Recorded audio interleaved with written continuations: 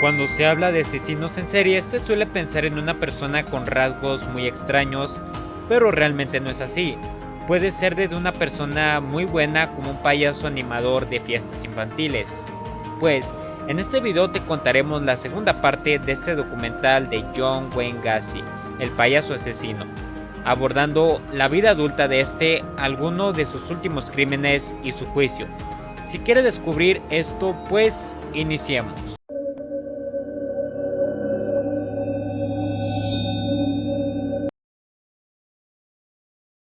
Y hola gente de YouTube, ¿cómo están? Bienvenidos a un nuevo video. En este video les contaremos la segunda parte de este documental de John Wayne Gacy, el payaso asesino.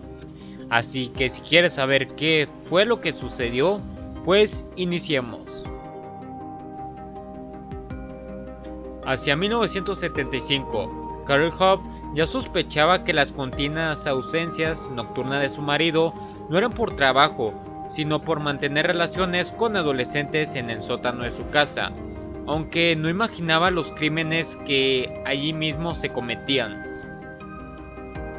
El 29 de julio de 1975, John Butkovich, de 16 años, fue violado y estrangulado tras una pausa delictiva de más de 3 años.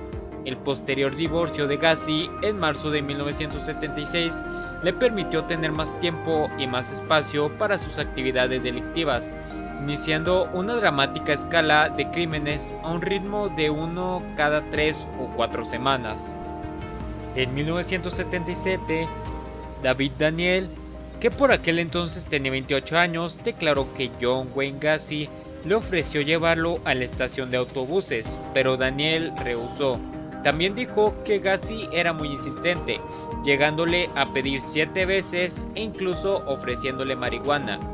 De las 2 víctimas que fueron reportadas como supervivientes, Daniel fue el único vivo para relatar el procedimiento de John Wayne Gacy, el cual consistía en atarlos, torturarlos de diversas formas, sodomizarlos y por último estrangularlos.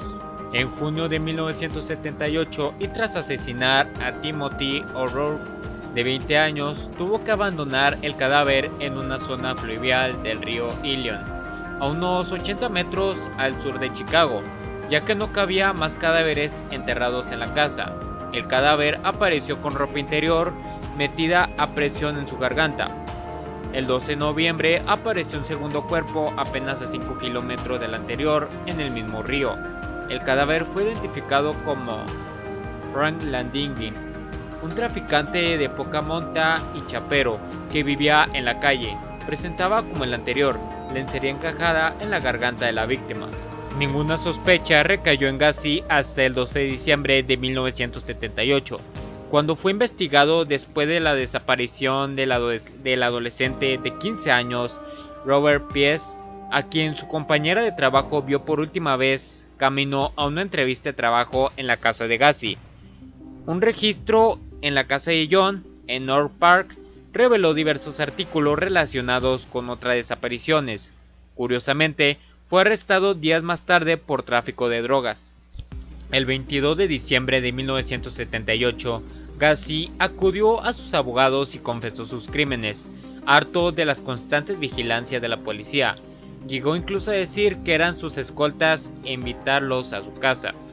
Declaró haber asesinado por primera vez en enero de 1972, cuando clavó el cuchillo en el cuerpo de un joven y al ver cómo la sangre brotaba de su cuerpo, sintió una sensación de y eso comenzó a gustarle.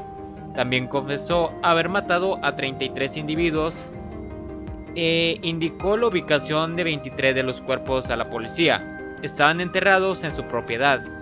Llegó incluso a presentar a la policía un plano de la ubicación exacta de los cadáveres.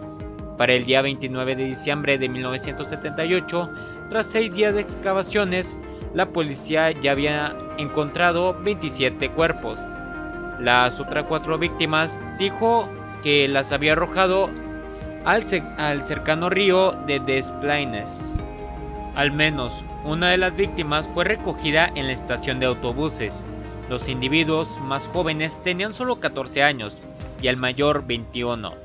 7 de las víctimas nunca fueron identificadas. Los cuerpos fueron descubiertos desde diciembre de 1978 hasta abril de 1979, cuando la última víctima conocida, Robert Pierce, fue hallada en el río Illinois. En 1998, mientras se realizaban reparaciones en el estacionamiento trasero de la casa de la madre Gacy, las autoridades encontraron restos de al menos 4 personas más. En 2010, se reabrió el caso, desenterrando 8 de los cuerpos que a la fecha no se habían podido ser identificados, y gracias a los avances tecnológicos se extrajo ADN de las víctimas y se puede identificar a la víctima 19 como William George Bundy.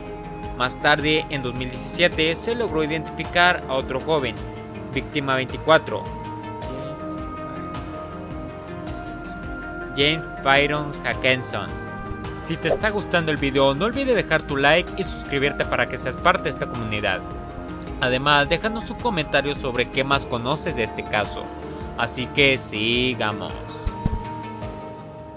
En 2021 se logró identificar a otra víctima de Gacy, Wayne Alexander. Al día de hoy quedan 5 víctimas de John sin identificar.